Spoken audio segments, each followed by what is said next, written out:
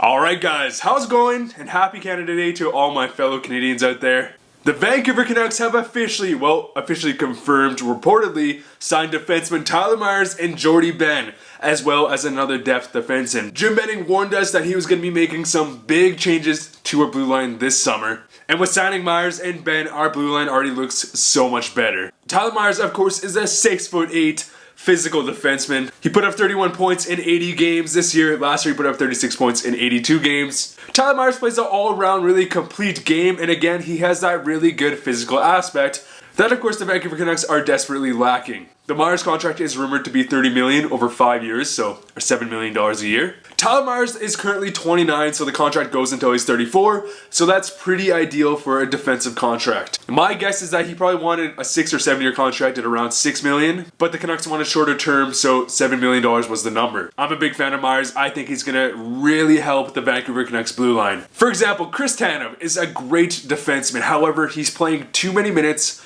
for his role. Chris Tanev is more of a top 4 defenseman, if not bottom 6 defenseman, but he's a very good shutdown defenseman. And already with the acquisition of Tyler Myers, it's going to drastically cut down his minutes, which really may help his injury issues. We'll talk about the salary issues in a future video because they're not completely confirmed yet. But as for Jordie Benn, it is reportedly confirmed that his contract is looking like $2 million over 2 years. Which honestly guys, is just a fantastic contract. I'm a big fan of Jordie Benn. He's a BC boy. This year he put up 22 points in 81 games for the Montreal Canadiens. Jordie Benn is going to really help our depth tremendously. He's a very good depth defenseman. And again, with signing Myers and Benn, that's already helping our defensive blue line so much compared to last year. I just want to remind you guys, we had Derek Pouliot and Erik Branson playing on the same line at times last year. It can only go up from that's rock bottom. It can only go up from there. Tyler Myers and Jordie Benn are much better defensemen than Derek Pouliot and Erik Branson. Vancouver, of course, is lacking that physical player, and I'm not saying Tyler Myers has to be that guy, but signing 6'8" Tyler Myers is gonna really help. We need some big guys out there to protect our guys like Pettersson and Hughes, and Tyler Myers can do just that. So for next year, our blue line already is looking so much better. I can only imagine Alex Edler, Myers, Quinn Hughes, Tanev, Jordie Benn, and Stetcher. Then we have some other guys like Ulevi, Biega, and that other depth defenseman that we've reportedly signed, which has already helped our defensive depth so much. Not to mention, if Nikita Tarampkin actually comes back to the Vancouver Canucks, our blue line is looking very solid compared to previous years. Now we're still lacking that upside, that top 2 upside. Quinn Hughes could potentially have that upside, but for the time being we don't have a Stanley Cup winning blue line, but huge strides have been taken to fix our defensive situation from last year. But again guys, I'll get into our cap situation in a later video this week, but I would not be too concerned. The 2019 class of free agency had a very weak defensive class.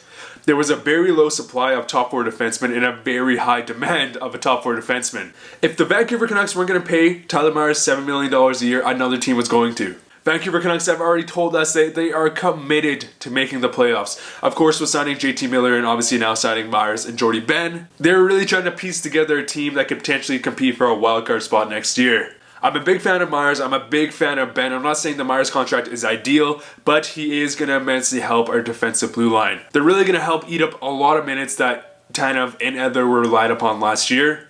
And just imagine this guys, Quinn Hughes and Tyler Myers playing together. The 6'8" defenseman and the 5'10" offensive dynamo. Tyler Myers of course has a physical game, so he can create a lot of space for Quinn Hughes, and he can really help nurture Quinn Hughes' offensive game. But anyways guys, let me know what you think down below. I'm a big fan of Myers, I'm a big fan of Benn, but let me know what you guys think. But anyways guys, thanks so much for watching. See you guys later.